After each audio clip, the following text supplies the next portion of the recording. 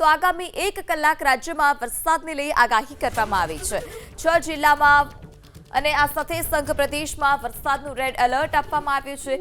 આગામી 1 કલાકમાં વરસી શકે છે અતિભારે વરસાદ। ગીર સોમનાથ, જૂનાગઢ, અમરેલીમાં વરસાદનું રેડ એલર્ટ આપવામાં આવ્યું। ભાવનગર, રાજકોટ, બોટાદમાં પણ વરસાદનું રેડ એલર્ટ આપવામાં આવ્યું છે। તો આ તરફ સંઘ પ્રદેશ દીવમાં પણ 1 કલાકમાં વરસી શકે છે અતિભારે વરસાદ। 1 કલાકમાં 8 જિલ્લા એવા છે કે જ્યાં વરસાદનું ઓરેન્જ એલર્ટ આપવામાં આવ્યું છે। દ્વારકા, પોરબંદર, જામનગરમાં ભારે વરસાદની આગાહી। તો આ તરફ મોરબી, સુરેન્દ્રનગર, અમદાવાદમાં વરસાદનું ઓરેન્જ એલર્ટ આપવામાં આવ્યું છે। મહેસાણા, પાટણમાં પણ વરસાદનું ઓરેન્જ એલર્ટ છે।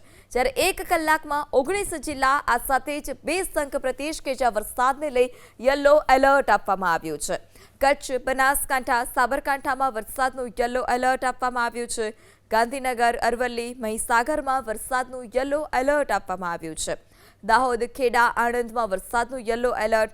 તો આ તરફ પંચમહાલ, વડોદરા, છોટાઉદેપુરમાં પણ વરસાદનું યલો એલર્ટ આપવામાં આવ્યું છે।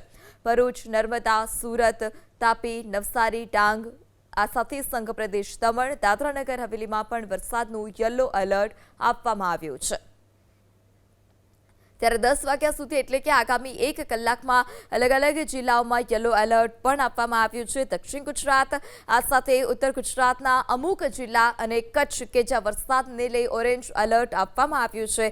દમણ, દાદરાનગર હવેલી, સુરત, તાપી, ડાંગ આ તમામ જગ્યા પર યલો એલર્ટ આપવામાં આવ્યું છે। આ સાથે રેડ એલર્ટ પણ આપવામાં આવ્યું છે ગીર સોમનાથ, દીવ, જૂનાગઢ, ભાવનગર, રાજકોટ અને બોટાદ કે જ્યાં રેડ એલર્ટ।